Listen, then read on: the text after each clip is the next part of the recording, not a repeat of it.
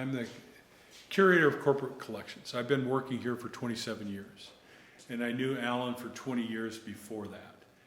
And at one point in the late 1980s, my second wife and I lived at the studio house up here next to the studio for 6 years.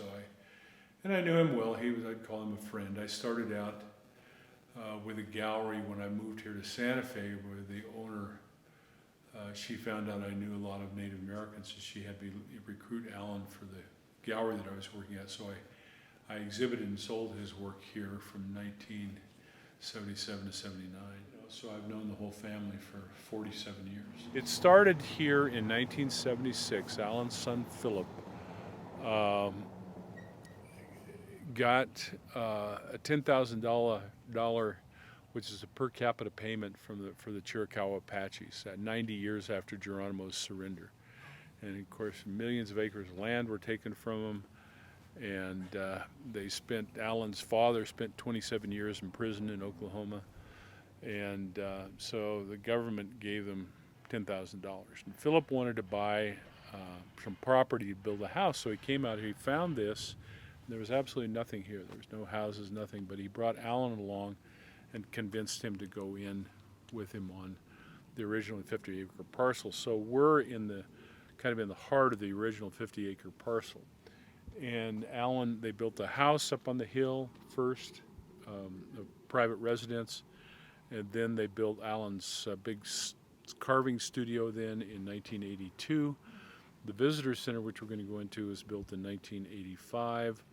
And then in 1990, they built this building up on the hill here, which served as his design studio and drawing studio, where he created about 250 large charcoal and pastel drawings there in the last 4 years of his life.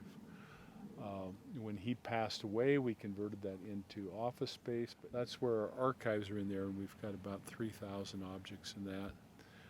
Historical pieces, sketchbooks, paintings, all kinds of things. And we're now in the process of converting that into an exhibition space, and we're trying to amp up our foundation. You know, we've had a 501c3 for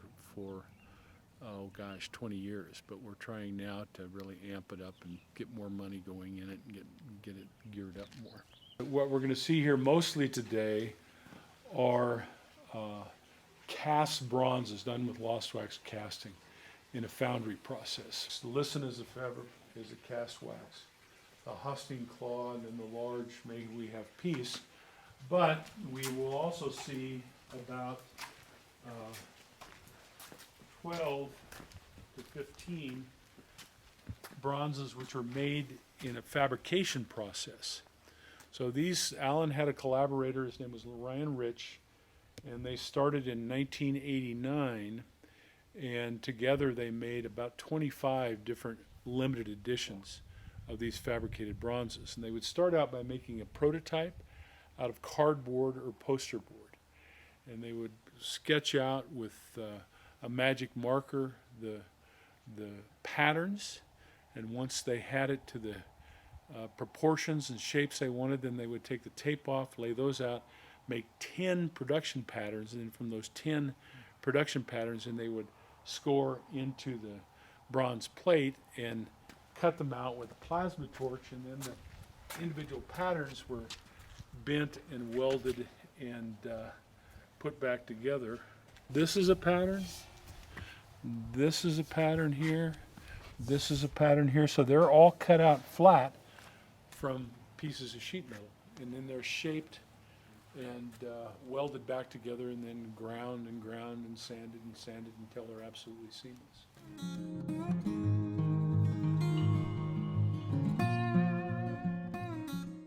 He made 450 different limited edition bronzes, and of those, about 150 started as stone carvings. Stone, through the years and he's evolved, was his principal medium. And this, for instance, here, this Singing Heart, is started as a Tennessee pink marble stone carving, which we have. This one was a Colorado alabaster piece. So from the original stone they make a mold, and then the bronze editions are created from those molds. He grew up on the farm in Oklahoma, taking care of animals and taking care of the horses. And in our archives, we have hundreds and hundreds and hundreds of sketches of horses. He could draw them in his sleep. He knew every bone, every movement and stuff, but he didn't do very many equestrian pieces. I think he didn't want to be lumped in with the Western genre or the wildlife artists. So this figure here is one of a number of Apache Mountain spirit dancers we have on display here. We'll see different variations on it.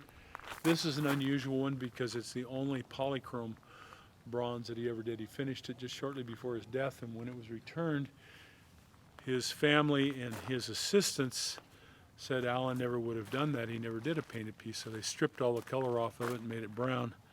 But then I found a packet of color prints.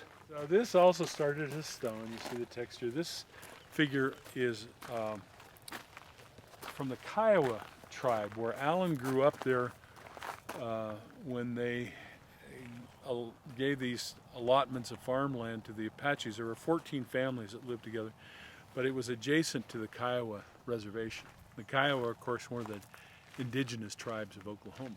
So when Allan went to school, he and one other kid were the only Apache kids, and everybody else in the school were Kiowa.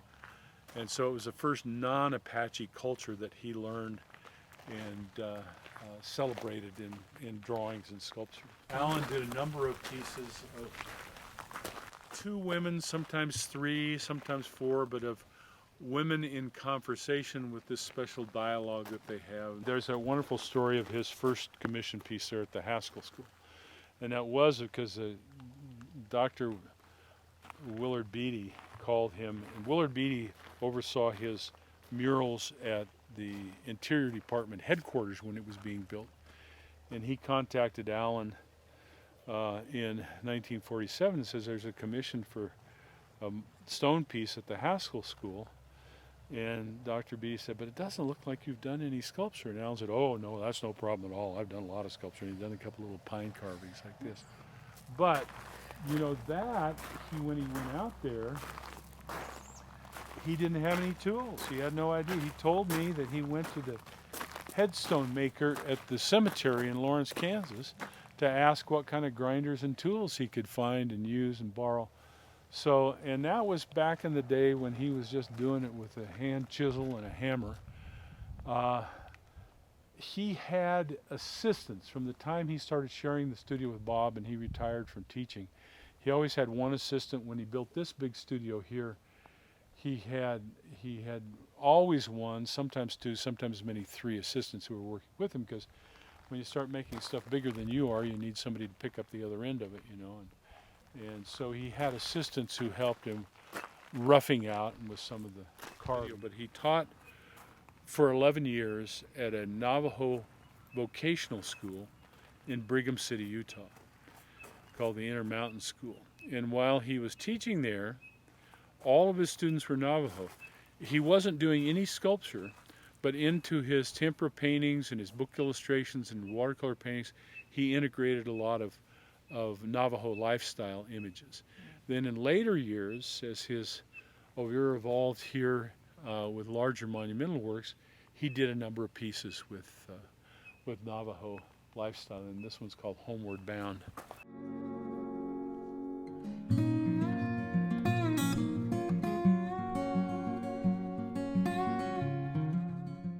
This is from a stone carving, an Indiana Limestone carving. And the original of this is in one of the reflecting pools at the main entrance of the Phoenician. The Apaches don't have harvest dances, they don't have hunting dances, they don't have a buffalo dance, they don't have a deer dance, they don't have a corn dance. They just have the mountain spirit dance. But as a young painting student here at the Indian School in Santa Fe in the 1930s, he started here in 34, his best friends became Pueblo people or Navajo. It relates the legend among the Apaches that in the Dark Ages there was a child who was very, very ill, and the parents and the rest of the family took him to the cave and put him in this cave and put a rock over it, stone over it, to protect his body, but then they came back the next year. The Apaches are migratory. Allan's father was born in the Gila Mountains here in south central New Mexico near Truth or Consequences. They'd spend the summers here in New Mexico, the winters in Chihuahua, Mexico. So when the tribe came back the next season, they found this child was out of the cave and robust and talking, and he related the story that inside the sacred cave there appeared to him 4 spirits of the mountains representing the east, the south, the north, and the west. And these mountain spirits nurtured him back to health, but also gave him the enlightenment on who the Apache people were, where they came from, how they should live amongst themselves, and how they should live amongst other people. So this legend, this story, evolved into a ceremonial dance which has been performed by all the different Apache tribes for centuries. And Allan almost always did the Chiricahua version, which is shared by the Mescaleros, and the design, the headboard there, that's a wooden headboard that rests on a kind of a helmet device on the head, but you see the repetition of the number 4 in the diamonds on the vertical and horizontal elements, the 4 spires in the center, 4 feathers on the ribbons. And this is one of his female nudes, and he did a lot of drawings. If we get up the archives, Bob has put a show up with some of his drawings and sketches of female nudes. But when the Smithsonian National Museum of the American Indian opened with a retrospective of Allan's work in 2004, he was a featured opening exhibition, along with his contemporary George Morris. And when the Curator was out here in 2002, 2003, he kept picking out all these nudes, both drawings and sculptures and stuff. And I said, Truman, Allan didn't do that many nudes. And he said, well, there are going to be millions of people from all over the world come see the show, and I want them to know Indians aren't a bunch of prudes. Allan's first influence when he was growing up on the farm, he taught himself to draw, but at one point, maybe his teenage years, he was either given or he found a book on Frederick Remington.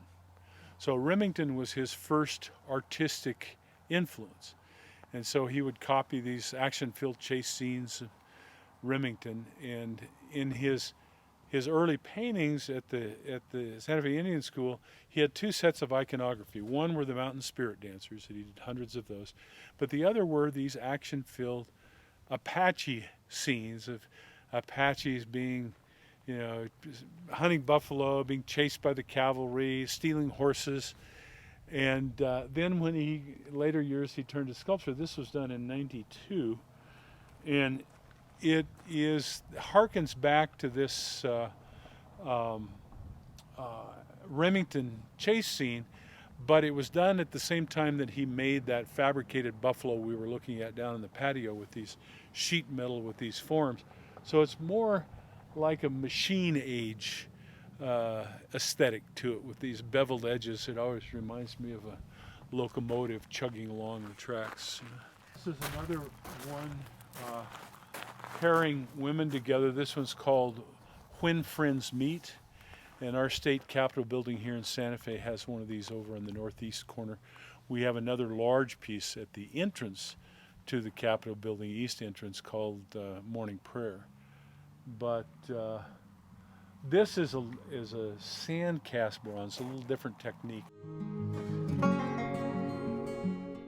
Type of trailer called a Conestoga wagon, and it has when you see them going down the highway, it looks like a Mayflower moving van or a United moving van.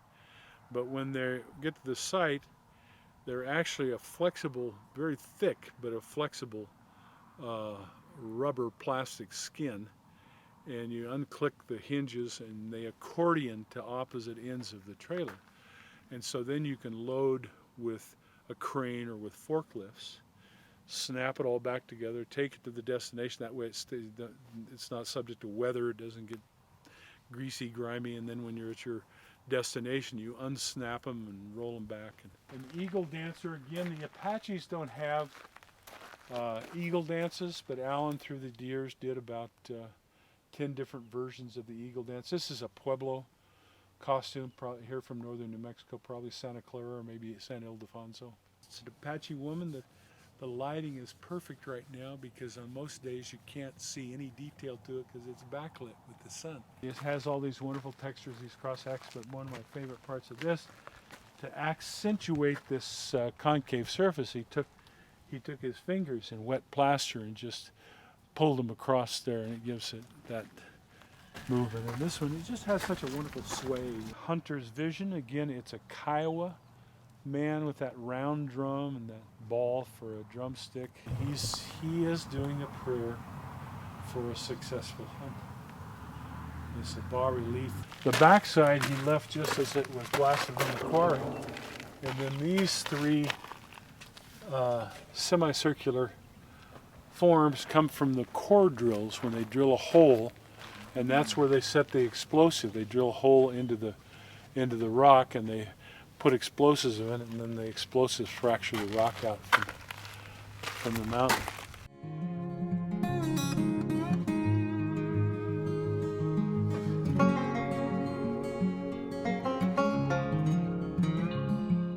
This is a Kiowa man again, called Statesman of the Plains, cast from a stone carving which is in the permanent collection of the Smithsonian National Museum of American Indian.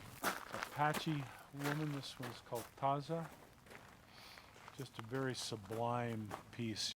The dark ones, the browns, we maintain them with wax, 2, 3, 4 times a year. In the summer it gets so hot that the wax just cooks off of it. The green ones, these have several different chemicals on them to produce the green, and we don't wax those. We let them if we do wax them, we use a different type of wax. We use a tree wax, which is a clear wax.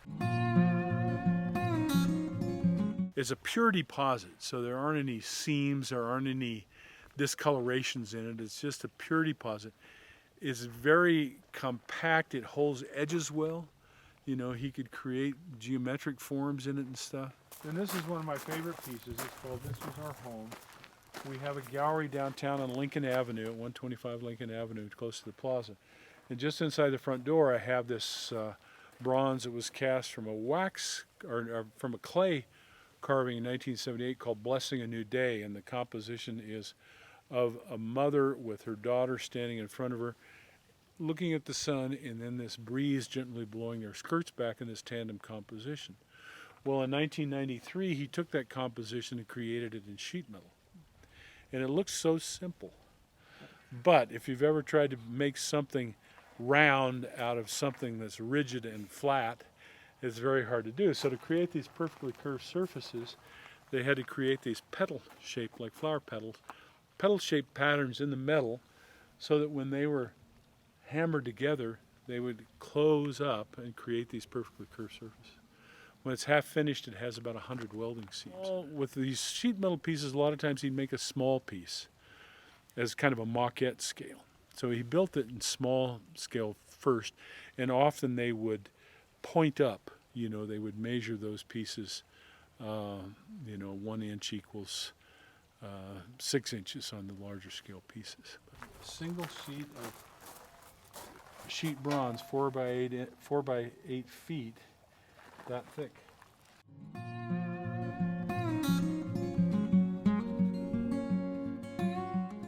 This one has kind of a story to it as well. There's a museum in Oklahoma City that was started for and by this group of artists called the Cowboy Artists of America. And they built a museum in Oklahoma City called the Cowboy Hall of Fame.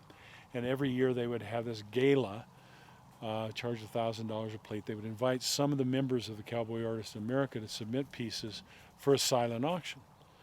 So in 1993, they changed the name of the museum from the Cowboy Hall of Fame to the National Cowboy and Western Heritage Museum, and they invited Allan Houser as the first Indian to show at the Prix de West. And he made this specifically for that exhibition, so it's a bit more narrative, a bit more illustrative. And but it won the grand prize, it won the purchase prize the museum has, and he sold about half the edition out that night. It's an edition of 15. This is kind of the quintessential Houser. When people aren't familiar with all of abstract works and all the different styles that he worked in, they say, oh, Houser, he's that guy that did all those round Indian women with babies. Well, he did a few. And this is probably the best known. It's called simply Earth Mother.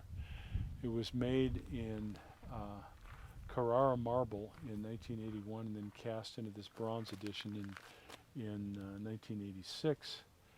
And they're the numbered editions, many of them, the Smithsonian has one. There's one in front of the Art Museum in Montclair, New Jersey. Kind of a Vaseline, they call it mold release. It's kind of a grease that they put on the marble while they're making the mold so the rubber doesn't stick to it and stuff. But then when the mold is complete, they take it apart. It's like an orange in sections. They take the mold apart, and the marble is usually pretty in good shape, you know. And is that just used as for something else, or the marble that sold. becomes an art piece in itself? It's an art piece in itself, yeah. Often valued at 2, 3, 4, 5 times the value of one of the bronze castings that are made from it. This is a sheet metal piece. It's again one of these mountain spirit dance figures. They're also called crown dancers. But this has 157 patterns to it. There's 157 pieces of metal that are cut out separately and then welded back together to create this this monument. It takes a fabricator about 9 months to build one. This is a ceremonial dance ground that was built in 1983 before the Visitor Center Sculpture Gardens were here at all. It was just the studio and the house up on the hill. And then Allan wanted to have a dance grounds. And we had the Mescalero Mountain Spirit Dancers come and do the ground blessing for it back in '83. And we've had a number of Mountain Spirit Dance ceremonies. You know, through the years we've rented a lot to some of the destination planners would hire other dance groups from the pueblos around here. So we've had weddings here. So then these are our 2 later pieces. This is one of the very last pieces he did, or he had done for him. This was a former assistant who was down and out, and asked him if he had any money to loan him or do anything. So Allan gave him a model of this, and he took and brought it back just a few weeks really before Allan passed away. And then this one that I mentioned that my ex and I lived at the house. You can't see it here, it's up that path.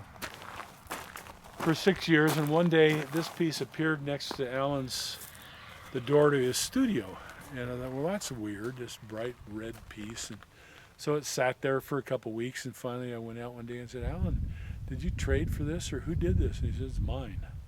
So, but very unusual. He made the same composition about 10 feet high and painted it orange. And it was called Abstract Orange. I sold the orange piece to Oklahoma State University a few years back, and their colors are orange and white. That's how we do it. We don't have an endowment, you know. We make a little bit off the tour fees, you know. We're charging $35 a person now on the tours, rental events and things like that. But the primary source of the revenue comes from the sale of sculpture. Now this one is not for sale, but this is called Sacred Rainer. It was done in this scale in 1988 with a numbered edition of 8, many of which are in museum collections around the country.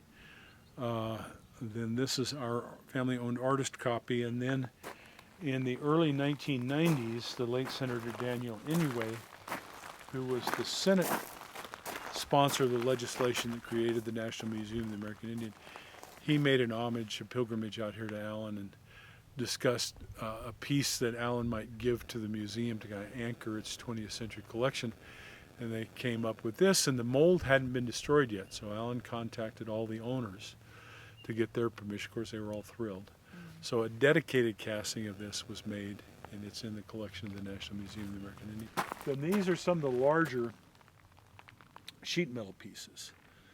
The far one is titled Cerrillos, which is the name of these hills that peek up across at the horizon there. And then this one, the ball-shaped piece, is titled New Horizon. and it's an enlargement of cast bronze. We have one over in the gallery.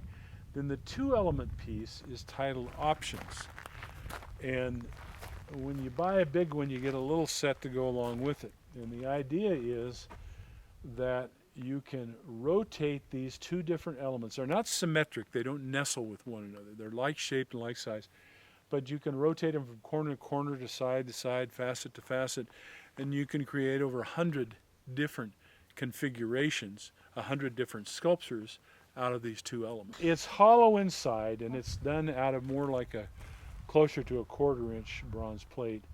And so the individual elements weigh probably in the neighborhood of 300 to 350 pounds. And Allan's favorite contemporary was the English sculptor Henry Moore. And he did a lot of figurative work that was very much influenced by Henry Moore, but also a number of bone forms. And these he built and were out in front of his studio about the last 5 years that he worked up in that studio. They're not really made of plaster, but Tony Lee, his longtime assistant, told me they're made from laminated beadboard. You know, basically styrofoam board that's 6 inches thick, and they glued a bunch of it together and then shaped it with knives and saws and stuff, then coated it with concrete, a very thin layer of concrete, then painted it white and coated that with polyurethane.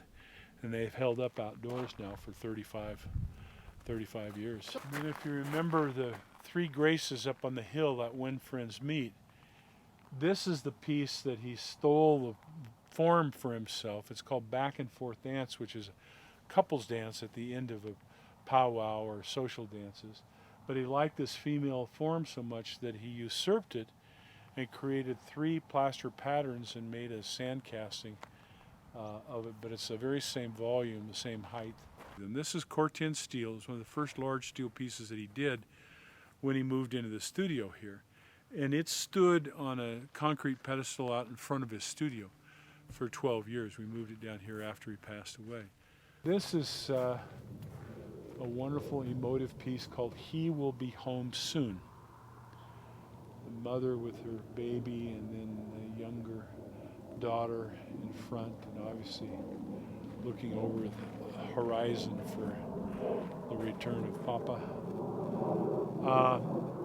We have just around the corner, we'll see it here in a minute, we have a sheet metal piece that was done in, I think, 93 that takes this composition and replicates it, but in a geometric form.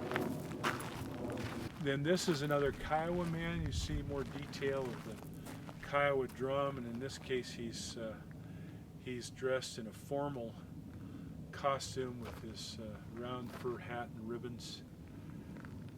This was cast from a Tennessee pink marble piece, and that's the other piece that's at the entrance to the Phoenician Resort. So this one's called Anasazi. Again, it's a Henry Moore bone form. Not any particular bone, but it does have a pelvis kind of feeling to it. It has the interior surface is this rough gouged as if it were where all the blood vessels and nerves and everything are, and then the exteriors are more, it's cross-hatched and smoother.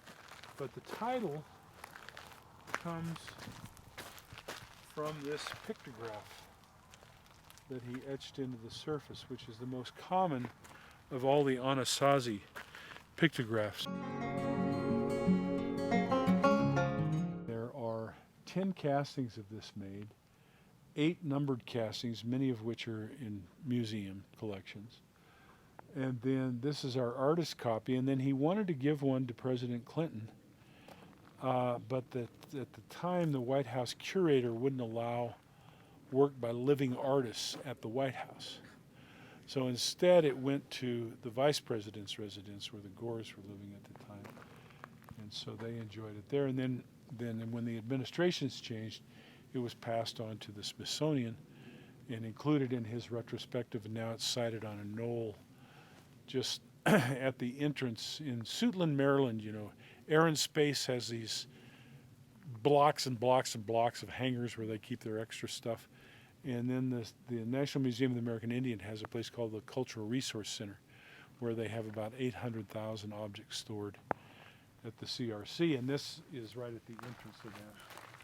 This buffalo is carved in Indiana limestone, and here you can see what a pure piece of sedimentary deposit is. Very solid, never going to go anywhere, and it holds edges very well. He made this at the same time he was making that fabricated buffalo up on the patio. So in this sculpture in the round, in this stone carving, he's integrated these geometric forms to it, the beveled edges. This was sold out for many years. I just bought this from an auction house in New York about 6 months ago. And it had been kept indoors the whole time. It was in perfect shape. Then this is a Tennessee pink marble carving of that very first bronze we saw along the path, that singing heart. And you can see now that it's wet, you can see in the polished areas that salmon pink color. That's where the name Tennessee pink marble comes from. Kansas limestone, a different quarry from a different part of the country, and you can see it's got all these different colors to it, striations to it. There's also another Indiana limestone piece. One of the latter pieces that he carved. It weighs a lot. The original stone carving of this, again, is Indiana limestone, and it's in the Smithsonian National Museum of Art collection. And they acquired it from Allan before he passed away, and it was used on the 2000 census.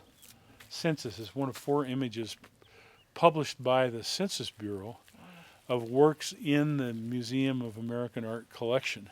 This Cadillac belonged to Mr. and Mrs. Houser. Allan bought it from Mrs. Houser in '93, just a year or less than a year before he passed away.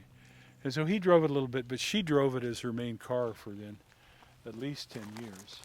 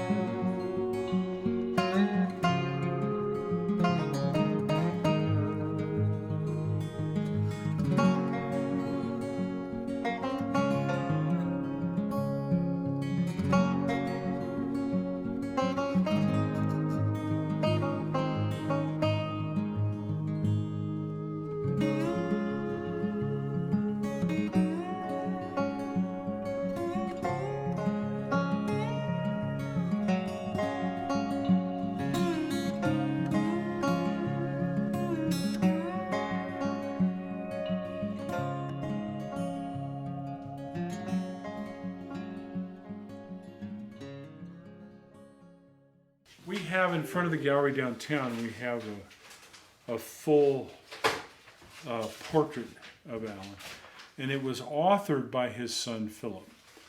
There was a guy named, I forget his name now, who worked with us in our foundry, who had worked for about 10 years doing prosthetic makeup in LA in the movie industry.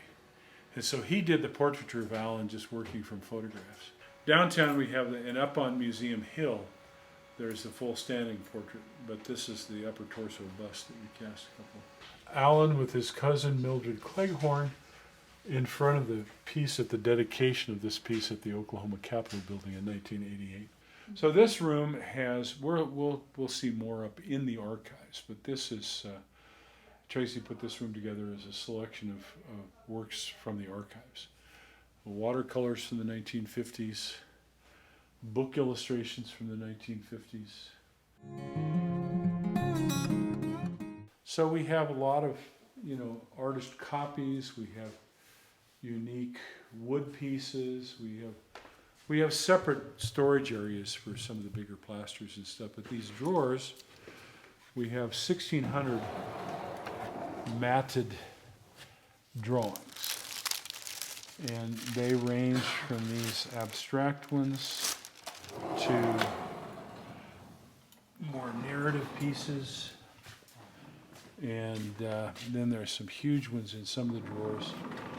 We also have these racks here are all filled with watercolors and book illustrations in the 1960s, or 1950s rather, when he was living in Utah. He did a series of watercolors and he illustrated 7 different books while he was living in Utah. These are framed up as a traveling museum exhibition. We have traveling crates and everything for them. Okay. The watercolor show has been all over the world. It's been to Spain, it's been to Italy, 15 different museums in the United States. The book illustration show, the last time I traveled, it was during his anniversary year celebration, 2014. He would have been 100 years old. This is the cradle board that Allan was raised on. It was made, it has a moon symbol on it. It was actually made for his older sister, who was 2 years older than he was. But it's a cradle board that he was raised on, and then all of his younger siblings were all raised on the cradle board. Old artifacts, some of them were his, and then every time an artifact dealer would come into town, especially with anything Apache, they'd contact Allan, because he was the wealthiest Apache anywhere in the country and stuff. So he would sometimes buy pieces from other dealers. These two are original wood carvings that bronze editions were made out of. Some other earlier wood carvings. This dates, I think, to about 1940. And then... So he would have done the wood carvings, or would he have assistants No, back then? he did the wood carving. The wood carvings he did all himself. This is the original clay of Geronimo. A casting of that bronze is in the Smithsonian National Portrait Gallery.